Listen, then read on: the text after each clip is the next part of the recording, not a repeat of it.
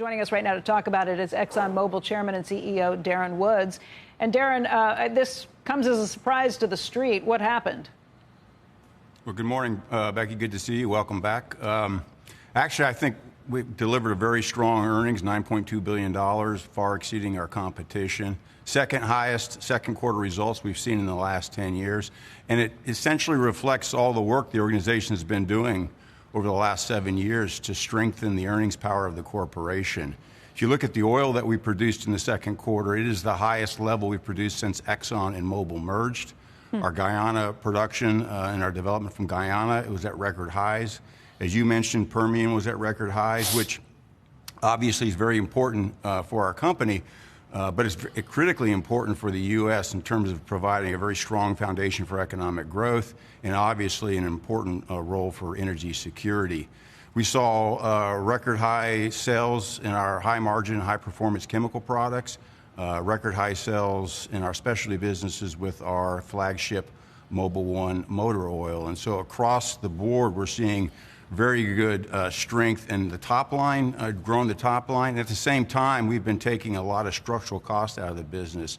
We're up to almost $11 billion since 2019, well on track for the $15 billion of structural cost reduction that we're committed to deliver by 2027. So growing the top line, cutting our costs, opening up a huge margin of value, and we're seeing that reflected in the results.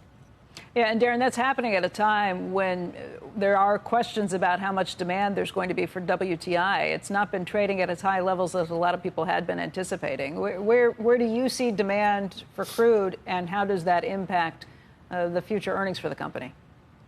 Yeah, I think people have got to keep in mind there's the demand side of the equation and the supply side of the equation. And what we're seeing from a demand side is very healthy demand. In fact, we saw record oil demand last year. We expect to see another record this year for oil demand, high demand for gasoline and diesel all around the world. So from a demand standpoint, see a pretty healthy environment.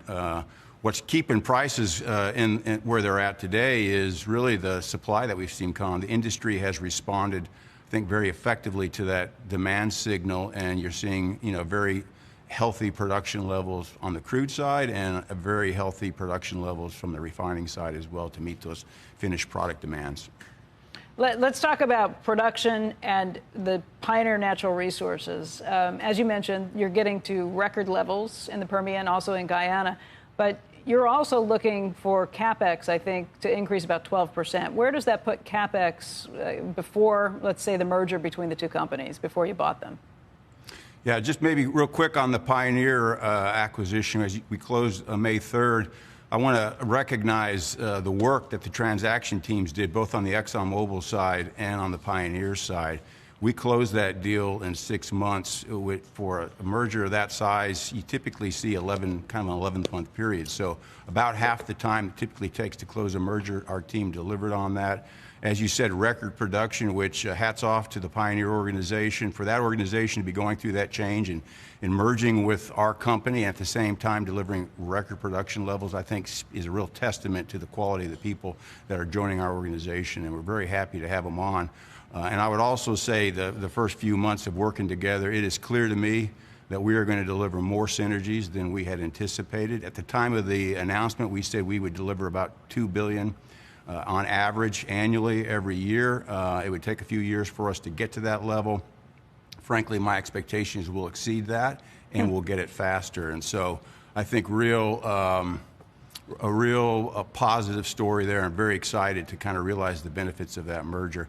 From a CapEx standpoint. Just before we get into CapEx, are you going to be raising your guidance as a result of those synergies coming in bigger than expected and faster? So we're going through the plan process now, so that all the organizations, we build a bottoms-up corporate plan. We review that with the board in October, and then in early December, we're going to basically review the corporate plan with the street, and we're going to have a spotlight in the upstream. So we'll update both the synergy outlook for that transaction and more broadly what we plan to do with the corporation to continue on this growth trajectory that we've been on. So that'll be early in December.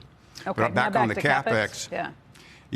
So we put out a range. We expected at the back end of last year for the Exxon side of the equation to be between $23 and $25 billion. With Pioneer coming in for what's left in the year, we expect to be another $3 billion. So we'll be at the top end of the Exxon of our forecasted range last year of $25 billion, with 3 on top of that. So expect to get through the year with about $28 billion of capital expenditures. I guess my question would be is if the synergies are working better than anticipated and you're still spending the same amount of CapEx as you had anticipated before, you think that means production's going to be stronger than expected, or how does that kind of wash out? I think that's what you'll see is that as we continue to leverage the opportunities and the synergies between the two companies, that we'll have more productive capital spend. So my expectations will continue to see that volume growth. Right now, based on first 2 months into the merger, expect to end the year at about 1.2 million barrels a day in the Permian operation. But obviously, we're really early into this thing. I've got very high expectations for that organization and what they can deliver.